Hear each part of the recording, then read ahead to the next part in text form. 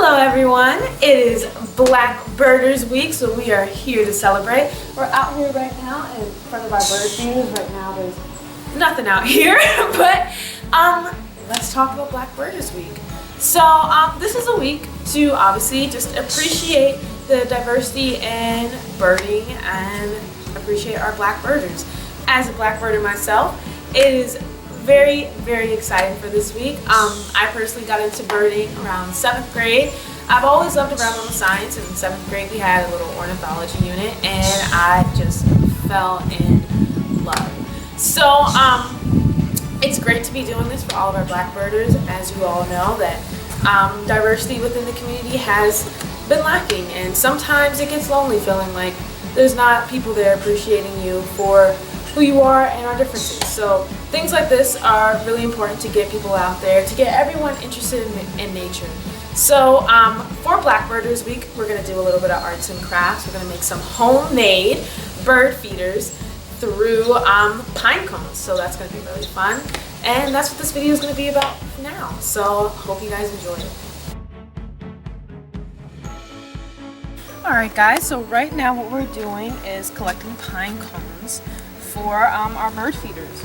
So the best kind, you want to get pretty sizable ones. Obviously the pitch pines, pine cones don't get so big, but you also want to have them so they're open, so you can get a lot of bird seed in there, and then it also provides a really good perch for the birds to sit on and have a little feast.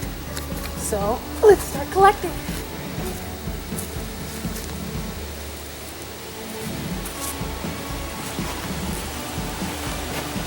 I think we're ready to make our bird feeders.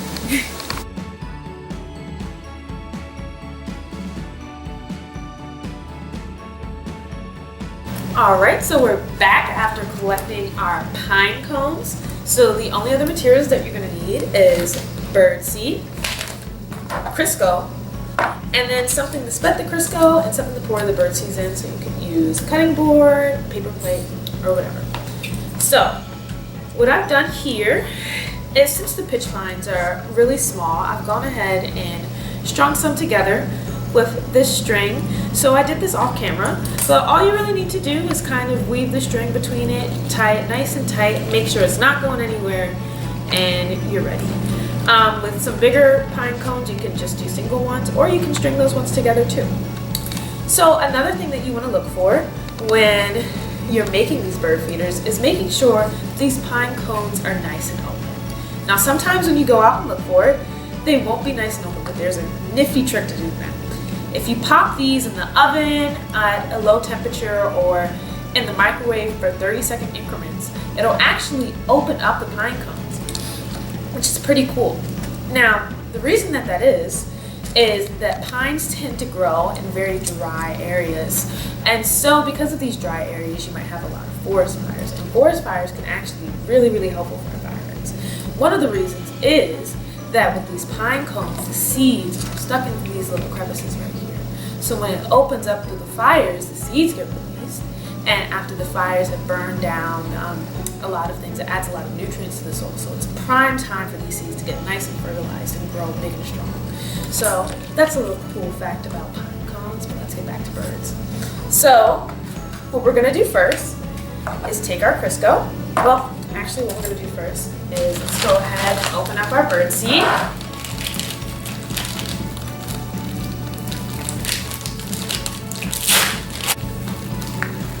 Alright, so we're gonna pour our bird seed in here. That should be good enough for right now. And spread it out nice and flat. And we're going to take one of our pine cones. We'll start with this one. And we're going to take our Crisco and go ahead and spread that all over. So you just want to rub it nice and good, getting all those crevices.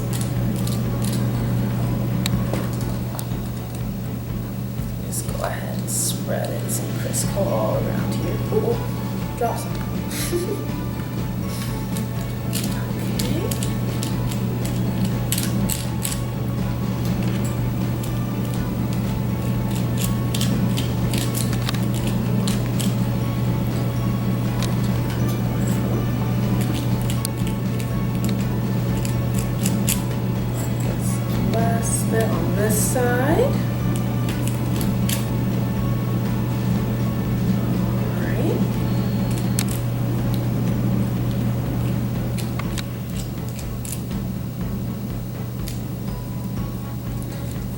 So now that our pine cone is nice and covered in Crisco, all we're gonna do, add a little bit more on this side right here,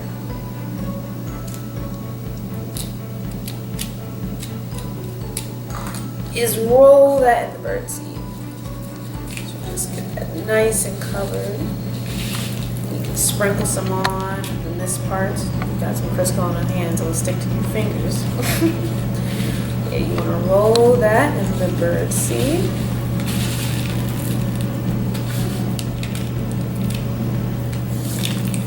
Alright, and there you have it, a nice little homemade bird feeder.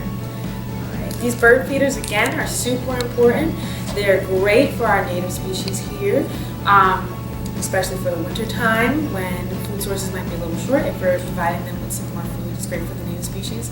It's also great for any migratory species that you might have around. Bird feeders are a really great thing, and this is a really great activity to do to help give back to birds and just for fun. Alright, so we've got our finished bird feeder here. She's looking pretty good. So we're going to go ahead and hang her up on a tree right here. This branch looks pretty sturdy, so it should be a good place to hang her. We'll just go ahead and tie it nice and tight so it won't fall off. And there you go, your homemade bird feeder. Now, these are going to attract a bunch of different types of birds. The ones that I've made at my house, they have cardinals, black-capped chickadees, tufted titmouses, and even sometimes the mourning doves will come and eat on some of the fallen seed.